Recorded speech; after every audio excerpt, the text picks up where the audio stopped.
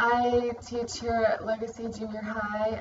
This is my first time um, being involved with For the Solution. They came to my class and spoke, and I've really thought that this is a great program for my students. I've watched my students, and I love how they have all different speakers come in and tell their own personal stories with being involved in drugs.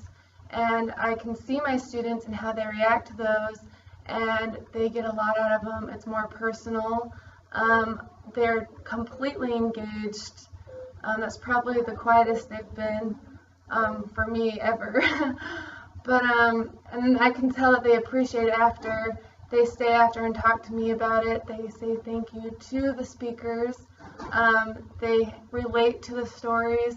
I think it's a very great program, and they're getting a lot out of it. And I think it would do really well at other districts in other classes.